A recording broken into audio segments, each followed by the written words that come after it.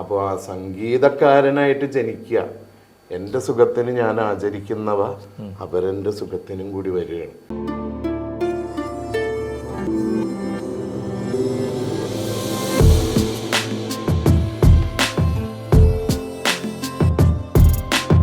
നമസ്കാരം. ഔ TV 24/7 ഇന്ന് എത്തിയിരിക്കുന്നത് വലിയൊരു അതിഥിയാണ്. അദ്ദേഹം നമ്മുടെ അലൈൻ ഇന്ത്യൻ സ്കൂളിൽ സംഗീത അധ്യാപകനാണ്. MA MPhil അല്ലേ? ശരിയല്ലേ? സംഗീതവുമായിട്ടുള്ള യാത്ര തുടങ്ങിയിട്ട് എത്ര വർഷമായി? സംഗീതം ചെറുപ്പം മുതലേ ഉണ്ട്. ശരിക്ക് പറയുകയാണെങ്കിൽ 5 വയസ്സ് മുതലേ നമ്മൾ സായി ഭജൻ, ഞങ്ങൾ സത്യസായി ഡിവോട്ടീസാണ് വീട്ടിൽ. അപ്പോൾ തീരെ ചെറിയ ഒരു 5 വയസ്സ് മുതൽ വീട്ടിൻ്റെ അടുത്ത് എല്ലാ ബുധനാഴ്ചയും സായി ഭജൻ ഉണ്ട്. അപ്പോൾ കൃത്യമായിട്ട് അതിൽ പങ്കെടുക്കും. അപ്പോൾ അവിടെ നിന്നാണ് ആ പാട്ടിൻ്റെ ഒരു ഇത് കിട്ടിയതെന്ന് വേണമെങ്കിൽ പറയാം. അപ്പോൾ അങ്ങനെ ഭജന പാടാൻ തുടങ്ങി, ഭജന പാട്ടുകൾ നേതൃത്വം കൊടുത്ത് പാടാൻ തുടങ്ങി. ചെറിയൊരു സെറ്റപ്പ്, വലിയ പ്രൊഫഷണൽ ഇതൊന്നുമല്ല, സാധാരണ വീട്ടിൽ കൂടുന്നു. പക്ഷെ ആ ഒരു കഴിവ് തിരിച്ചറിഞ്ഞത് ഒരുപക്ഷെ സായി ഭജനിലൂടെയാണ്. സംഗീതത്തോടൊരു താല്പര്യം. അപ്പം അങ്ങനെ ആ ഒരു ഭജൻസിലൂടെ മനസ്സിലാക്കിയപ്പം സംഗീതം പഠിക്കാൻ പിന്നെ ഞാൻ 7ാം ക്ലാസ്സിലായിരുന്നപ്പോൾ എന്നെ ഒരു കർണാടക സംഗീതം പഠിക്കണം എന്നുള്ള ഒരു ഇതിൽ അപ്പുമാഷ് എന്ന് പറയും, കടവന്ത്രയുള്ള എറണാകുളത്ത്, ഞങ്ങൾ എറണാകുളംകാരാണ്. അപ്പോൾ ചെറുപറമ്പത്തെ അപ്പുമാഷ്, അദ്ദേഹത്തിൻ്റെ അടുത്താണ് ആദ്യമായിട്ട് പഠിച്ചത്. അത് വാസ്തവം പറഞ്ഞാൽ നമ്മളുടെ ഇന്നത്തെ വലിയ ഗായിക ജ്യോത്സ്നയുടെ ഇളയമ്മയാണ് എന്നെ അപ്പുമാഷയുടെ അടുത്ത് വിമലാൻറ്റി എന്ന് പറയും, വിമലാൻറ്റിയുടെ ഒരു പഴയ ഹാർമോണിയം എനിക്ക് തന്ന് ഈ കുട്ടീനെ പാട്ട് പഠിപ്പിക്കണം. എൻ്റെ അമ്മയുടെ വലിയ കൂട്ടുകാരാണ്, ഞങ്ങൾ വലിയ ഫാമിലി ഫ്രണ്ട്സാണ്. അപ്പോൾ അങ്ങനെ വിമലാൻറ്റിയാണ് ആദ്യമായിട്ട് പാട്ട് പഠിപ്പിക്കണം എന്ന് നിർബന്ധം. ആ ഒരു തീരുമാനത്തോടെ അങ്ങനെ ഒരു ബാക്ക്ഗ്രൗണ്ട് കൂടെ ഉണ്ട്. ഓക്കെ, അവിടെ നിന്ന് യാത്ര തുടങ്ങി, പിന്നെ സംഗീതത്തിൽ തന്നെ കോൺസെൻട്രേറ്റ് ചെയ്തു. അങ്ങനെ ചെയ്തു എന്ന് പറയാൻ പറ്റില്ല. വാസ്തവത്തിൽ ഞാൻ പ്രീ ഡിഗ്രി കഴിഞ്ഞ് അങ്ങനെ ഇരിക്കുമ്പോഴാണ് എന്നാൽ പിന്നെ ഈ സംഗീതത്തിനോടുള്ള ഒരു, എപ്പോഴും പാട്ടാണ് മനസ്സിൽ, എപ്പോഴും പാട്ട് തന്നെയാണ്. പഠിത്തത്തെക്കാളും കൂടുതൽ ഏത് നേരവും പഴയ, എസ്പെഷ്യലി ആ കാലഘട്ടത്തിൽ പഴയ സിനിമാ ഗാനങ്ങളാണ്. ഏതായിരിക്കും പഴയ സിനിമാ ഗാനം എന്ന് പറയുമ്പോൾ 2 ലൈൻ പാടാം. ഹൃദയ സരസിലേ പ്രണയ പുഷ്പമേ, ഹൃദയ സരസിലേ പ്രണയ പുഷ്പമേ, ഇനിയും നിൻ കഥ പറയൂ, അർദ്ധനിമീലിത മിഴികളിലൂറും അശ്രുബിന്ദുവൻ സ്വപ്നബിന്ദുവോ, ഹൃദയ സരസിലേ പ്രണയ പുഷ്പമേ, ഇനിയും നിൻ കഥ പറയൂ, നീ പറയൂ. സൂപ്പർ. അതായത് ഇങ്ങനെ നമുക്ക് അവസരം കിട്ടി തൊട്ടടുത്തിരുന്ന് പാട്ടും കേട്ട് സംസാരിക്കാം. ഈ നമ്മളുടെ ഈ സ്കൂളിലെ ടീച്ചിങ് ഒരുപാട് വോയിസിനെയൊക്കെ അഫക്റ്റ് ചെയ്തിരിക്കണം. അത് സംഗീത അധ്യാപകനായിട്ട് തന്നെയാണോ സ്കൂളിൽ? ആണ്. പക്ഷെ എന്നാലും നമ്മുടെ ഈ ശാസ്ത്രീയ സംഗീതം മാത്രമല്ല, അവിടെ ശാസ്ത്രീയ സംഗീതം അല്ല, ശരിക്കും വിളിച്ചു പോകുന്ന ഒച്ചപ്പാടുണ്ടാകുന്ന അതാണ് ഇപ്പോഴത്തെ സംഗീതം. പലതരത്തിലുള്ള പാട്ടുകൾ, ഈവൺ അറബിക് സോങ് വരെ പഠിപ്പിക്കേണ്ടി വരും. ഇപ്പൊ ഒരു UA നാഷണൽ ഡേ അല്ലെങ്കിൽ ഒരു അറബിക് സെലിബ്രേഷൻ വരുമ്പോൾ അതിനോടനുബന്ധിച്ചുള്ള എന്തെങ്കിലും ഒരു അറബിക് പാട്ടൊക്കെ പഠിപ്പിക്കേണ്ടി വരും. ഏതാണ് അങ്ങനെ വരുമ്പം സെലക്ട് ചെയ്യുന്ന പാട്ട്? അത് നമ്മുടെ അറബിക് ഡിപ്പാർട്ട്മെന്റിലെ മാഷന്മാരുമായിട്ട് ചർച്ച ചെയ്ത് അവരുടെ അടുത്ത് നിന്ന് പ്രൊനൗൺസിയേഷൻ ഒക്കെ വാങ്ങി. ഇപ്പൊ ഓർമ്മയുള്ള ഒരു 2 പേര് ചെറിയ ഹുബ്ബുൽ വതനി ദീനുനാ ഹുബ്ബുൽ വതനി ശിയമുനാ ഹുബ്ബുൽ വതനി ഹുബ്ബുൽ വതനി ഹുബ്ബുൽ വതനി ഫഖ്റുനാ, അങ്ങനെ ഒരു പാട്ട് പറഞ്ഞു മനസ്സിന് ഓർമ്മ വരണതാണ്. അപ്പൊ മലയാളം മാത്രമല്ല, തമിഴല്ല, ഹിന്ദി അല്ല, സ്കൂളിൽ വന്നുകൊണ്ട് നമ്മളുടെ ആ ഒരു മ്യൂസിക്കിന്റെ ബാരിയേഴ്സ് ഒന്നും ഇല്ലാണ്ട് നമ്മൾ വൈഡായി ഒരുപാട് ലോകത്തെ ഒരുപാട് തരം സംഗീത സമ്പ്രദായങ്ങളെ അറിയാനും ഒക്കെ ആ ഒരു ഗുണം നമുക്ക് ഈ സ്കൂളിൽ, അതായത് നമ്മൾ ഈ ഗൾഫിൽ വന്നതുകൊണ്ടുള്ള നമുക്കുള്ള അഡ്വാൻറ്റേജ് അല്ലേ? കാരണം നാട്ടിലാണെങ്കിൽ നമ്മൾ പ്രത്യേകിച്ച് നമ്മുടെ ഭാഷയിൽ തന്നെ ഇന്ത്യൻ മ്യൂസിക്കായിട്ട് മാത്രം നമ്മൾ ഒതുങ്ങുമായിരുന്നു. ഒരുപക്ഷെ ഇപ്പൊ ഇംഗ്ലീഷ് സോങ്സും അതിൽ കവിഞ്ഞ് ഇപ്പൊ ഇവിടെ വരുമ്പോഴേക്കും ഞാൻ അഫ്ഗാനി സോങ് വരെ പഠിപ്പിച്ചു. അപ്പൊ നമ്മൾ അതൊക്കെ പഠിപ്പിക്കുകയാണ്. ആ ഒരു ഒക്കേഷൻ വരുമ്പോഴേക്കും നമ്മൾ സാറ്റിസ്ഫൈ ചെയ്യണമല്ലോ. അതെ അതെ അതെ. അപ്പൊ പിന്നെ പ്രത്യേകിച്ച് ഇപ്പൊ നമ്മളിപ്പോ ഇവിടെ UAE നിൽക്കുമ്പോൾ each and everything we need to connect to UAE culture and tradition. അപ്പോൾ അറബിക് മ്യൂസിക്കിനെ കുറിച്ച്, അറബിക് ഇൻസ്ട്രുമെന്റ്സിനെ കുറിച്ച്, അങ്ങനെയുള്ള കാര്യങ്ങളൊക്കെ നമുക്ക് അറിയാൻ പറ്റി. അപ്പോൾ ഇവർക്കും വളരെ റിച്ച് ആയിട്ടുള്ള ഒരു ട്രഡീഷൻ മ്യൂസിക്കിൽ ഉണ്ടെന്ന് മനസ്സിലാക്കാൻ പറ്റി. ഇപ്പൊ ഈ നമ്മളുടെ സന്തൂറൊക്കെ ആയിട്ട് സാമ്യമായിട്ടുള്ള വാദ്യോപകരണം, അതെ, വാദ്യോപകരണം ഉണ്ട് ഇവിടെ. പിന്നെ നെയ് എന്ന് പറഞ്ഞിട്ട് ഓടക്കുഴൽ, ഇവരുടെ ഫ്ലൂട്ട്, അത് നെയ് എന്നാണ് പറയുന്നത്, അതുണ്ട്. അപ്പോൾ അങ്ങനെയുള്ള കാനൂൻ എന്നാണ് മറ്റേ സന്തൂറിന്റെ ഇതിന് പറയുന്നത്. സന്തൂർ പോലെ തന്നെ കാനൂൻ എന്നാണ്. അപ്പൊ അതാണ് മെയിൻ ഇൻസ്ട്രുമെന്റ്. നമ്മളിപ്പോ ഒരു ശ്രുതി ബോക്സ് അല്ലെങ്കിൽ തമ്പുര എന്ന് പറയുമ്പോൾ അതാണ് നമ്മളുടെ ഫോർമോസ്റ്റ് ആയിട്ടുള്ള ഇൻസ്ട്രുമെന്റ്. അതുമായിട്ട് ബാക്കി എല്ലാ ഇൻസ്ട്രുമെന്റ്സും ചേർക്കുകയാണ് എന്ന് പറയുന്ന പോലെ തന്നെ ഇവിടെ കാനൂൻ ആ ഇൻസ്ട്രുമെന്റുമായിട്ടാണ് മറ്റുള്ള അറബിക് ഇൻസ്ട്രുമെന്റ്സ് എല്ലാം ചേർക്കുന്നത്. അപ്പൊ ഇങ്ങനെയൊക്കെയുള്ള അറിവുകൾ നമുക്ക് ധാരാളം ഈ ഒരു ജോലി കൊണ്ട് തന്നെ കിട്ടിയതാണ്. അല്ലെങ്കിൽ നമ്മളിപ്പോൾ ഒരു കർണാടക സംഗീതം മാത്രം പഠിപ്പിച്ചിരിക്കുകയാണെങ്കിൽ, അല്ലെങ്കിൽ ഇപ്പൊ നമ്മൾ കേരളത്തിലൊരു സ്കൂളിലാണ് വർക്ക് ചെയ്യണമെങ്കിൽ ഇത്രയും ഒരു എക്സ്പോഷർ നമുക്ക് കിട്ടിയില്ല. അത് തീർച്ചയായിട്ടും ഇവിടെ വന്നതിന്റെ ഒരു ഗുണം തന്നെയാണ്. അതുപോലെ തന്നെ ഈ അധ്യാപകനായിട്ട് ഇരുന്നിട്ടും ഒരുപാട് കണക്റ്റീവായിട്ടുള്ള ഈവൻസുകൾ ചെയ്യുന്നുണ്ട്. അതെങ്ങനെ സാധിക്കുന്നു ഈ ഇത്രമാത്രം കണക്റ്റീവായിട്ട്? അതും നല്ല ക്രൗഡഡാണ്, ഒരുപാട് പേര് പാഷനേറ്റായിട്ട് സേതുമാഷിൻ്റെ കൂടെ എത്തുന്നുണ്ട്. അതെങ്ങനെയാണ് സംഭവിക്കുന്നത്? അത് ഒരു കൂട്ടായിട്ടുള്ള പ്രവർത്തനത്തിന്റെ ഫലമാണ്, അല്ലാണ്ട് എന്നെ കൊണ്ട് ഒറ്റയ്ക്കൊന്നും സാധിക്കണ കാര്യമല്ല. അപ്പോൾ നമ്മളുടെ ഒരു ഇന്ത്യൻ മ്യൂസീഷ്യൻസ് ഫോറം എന്ന് പറഞ്ഞ് ഞങ്ങൾക്കൊരു ഓർഗനൈസേഷൻ ഉണ്ട്. അപ്പോൾ മിസ്റ്റർ സലീം, അദ്ദേഹമാണ് അതിൻ്റെ ഓൾ ഇൻ ഓൾ. അദ്ദേഹം ദുബൈയിലുള്ള ഒരു ബിസിനസ്സുകാരനാണ്. പാട്ടിനോട് നല്ല, ഇന്ത്യൻ മ്യൂസിക്കിനോട് പ്രത്യേകിച്ച് വളരെ പാഷനേറ്റ് ആയിട്ടുള്ള ഒരാളാണ്. കുറച്ചൊക്കെ പാടുകയും ചെയ്യും, പഠിച്ചിട്ടുണ്ട് കുറച്ചൊക്കെ. അപ്പൊ അദ്ദേഹം തുടങ്ങിയ ഒരു സംഘടനയാണത്. അപ്പൊ അത് നമ്മളിപ്പോ വാസ്തവത്തിൽ ഞാൻ വന്നതിന് ശേഷം എനിക്ക് കർണാടക സംഗീതത്തോടുള്ള ഒരു അഭിവാഞ്ച, അല്ലെങ്കിൽ അതിനോടുള്ള ഒരു പാഷൻ എന്ന് തന്നെ പറയാം. എനിക്ക് എപ്പോഴും നമ്മളിപ്പോൾ സ്കൂളിൽ പഠിപ്പിക്കുകയാണെങ്കിലും നമ്മൾ ഈ പലതരത്തിലുള്ള പാട്ടുകൾ പഠിപ്പിച്ച് നമുക്ക് അതിൻ്റെ ഒരു എക്സ്പോഷർ കിട്ടുന്നെങ്കിലും എനിക്കെപ്പോഴും മനസ്സിന് സംതൃപ്തി തരുന്നത് കർണാടക സംഗീതമാണ്. പലതരത്തിലുള്ള സംഗീത സമ്പ്രദായങ്ങൾ കേൾക്കുകയും ഈവൻ ഹിന്ദുസ്ഥാനി പഠിക്കാനും ഒക്കെ ഞാൻ പോയിട്ടുണ്ട്. പക്ഷെ എനിക്ക് എപ്പോഴും കർണാടക സംഗീതമാണ് ഏറ്റവും മധുരമായിട്ടും ഏറ്റവും എനിക്ക് മനസ്സിന് ആനന്ദം നൽകുന്നത്. അത് പഠിപ്പിക്കുമ്പോഴും അത് കേൾക്കുമ്പോഴും കച്ചേരി കേൾക്കുമ്പോഴും ഒക്കെയാണ്. അപ്പോൾ എനിക്ക് എന്തെങ്കിലും കർണാടക സംഗീതത്തിൽ മുഴുകണം. അപ്പോൾ അതിന് എനിക്ക് വളരെ സംതൃപ്തി തരുന്നുണ്ട് ഇങ്ങനെയുള്ള ഇവന്റ്സ് ഓർഗനൈസ് ചെയ്യുമ്പോൾ.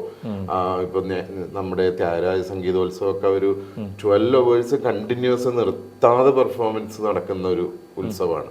അപ്പൊ അങ്ങനെയൊക്കെ നമ്മൾ, അത് ഒരിക്കലും എൻ്റെ മാത്രം കഴിവല്ല, എല്ലാവരുടെയും ആ ഇന്ത്യൻ മ്യൂസിയം ഫോറത്തിലുള്ള എല്ലാവരുടെയും കൂട്ടായിട്ടുള്ള ഒരു ശ്രമത്തിന്റെ ഫലം ആണ്. അപ്പൊ അങ്ങനെ പിന്നെ സ്വാതി തിരുനാൾ സംഗീതോത്സവം, അതെ, ഇതുപോലെ 1 day ഫുൾ ലോങ് ഫെസ്റ്റിവലാണ്.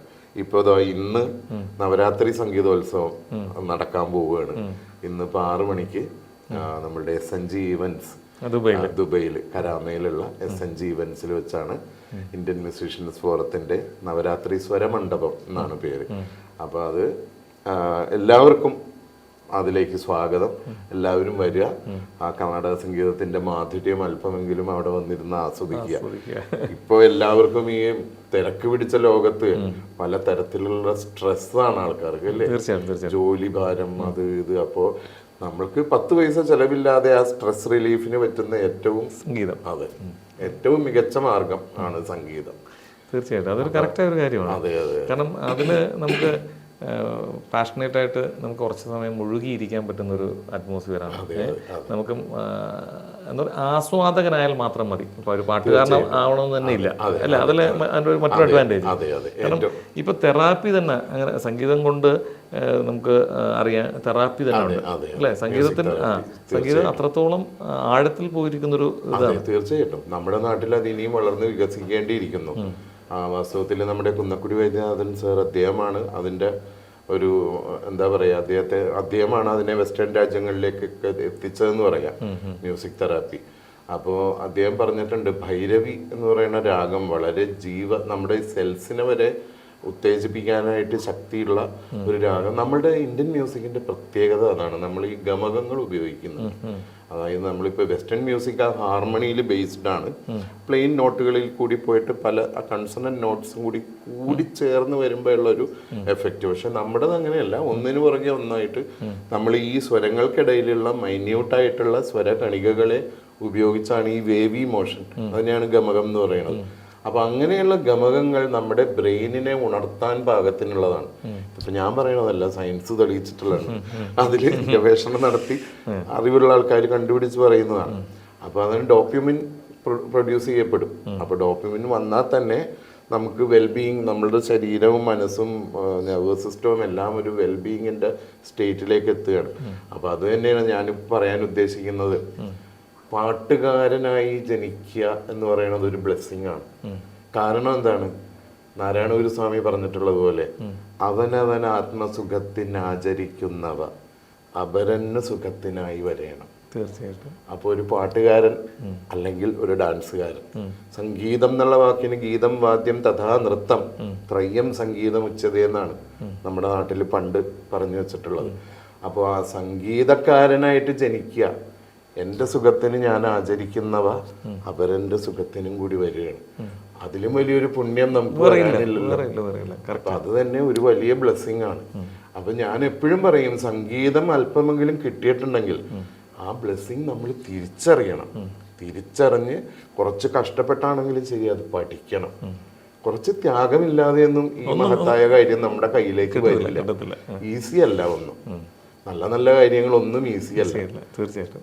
ചീത്തയായ കാര്യങ്ങളിലേക്ക് പോകാൻ വളരെ എളുപ്പമാണ്, അതിന് പ്രയത്നമൊന്നും വേണ്ട. ഇത് പക്ഷെ നമുക്ക് ആ എഫേർട്ട് ഇപ്പോഴത്തെ കുട്ടികൾക്ക് ഇല്ലാത്തതാണ്. നമ്മൾ ഈ കംഫർട്ട് സോൺ സൃഷ്ടിച്ച് കൊടുത്ത് ഡിജിറ്റൽ ലോകത്ത് ഏറ്റവും ഫാസ്റ്റ് ആയിട്ട് അവർക്ക് വേണ്ടുന്ന കാര്യങ്ങളിലോട്ട് മാത്രമാണ് അവർ പോകുന്നത്. അതെ അതെ. നമുക്ക് വേറൊരു കാര്യം എടുത്തു കഴിഞ്ഞാൽ, നമ്മുടെ 80s അല്ലെങ്കിൽ 60s 70s 90s ആ കാലഘട്ടത്തിലുണ്ടായിരുന്ന ശുദ്ധസംഗീതത്തിൻ്റെ പാട്ടുകൾ സിനിമയിലായിരുന്നാലും അർത്ഥവത്തായ പാട്ടുകളായിരുന്നു. അപ്പോൾ അത് മാറി ഇപ്പോഴത്തെ മോഡേൺ യുഗത്തിലേക്ക് വരുമ്പോഴേക്കും വളരെ, അതായത് നമുക്ക് ഒരു ദിവസം അല്ലെങ്കിൽ കുറച്ച് ദിവസം അത് കഴിയുമ്പോൾ അത് മറഞ്ഞു പോവാണ് അല്ലേ, ഒരു ഡെപ്ത് ഇല്ല, മനസ്സിലേക്ക് തങ്ങി നിൽക്കുന്ന ഒരു അവസ്ഥയില്ല. തീർച്ചയായിട്ടും. ഇതിപ്പോ പല പാട്ടുകൾ, ഇപ്പോഴത്തെ പാട്ടുകൾ നമുക്ക് പഠിക്കാൻ തോന്നുന്നില്ല, കേട്ടാൽ പാട്ടായിട്ട് തന്നെ തോന്നുന്നില്ല. ഇപ്പൊ റാപ്പ് എന്നൊക്കെ പറഞ്ഞിറങ്ങുന്നത് ഇപ്പോഴത്തെ ഒരു തരംഗം തന്നെയാണ്, അതിനെ തള്ളി പറയുന്നൊന്നുമില്ല, അതൊരു ടൈപ്പ് ഓഫ്. പിന്നെ ഈ പറയുന്ന റാപ്പും നമ്മുടെ സംസ്കാരത്തിലുണ്ട്, അതിന്റെയും തുടക്കം ഭാരതത്തിൽ നിന്ന് തന്നെയാണ്. ഞാനൊരു ഉദാഹരണം പറയാം.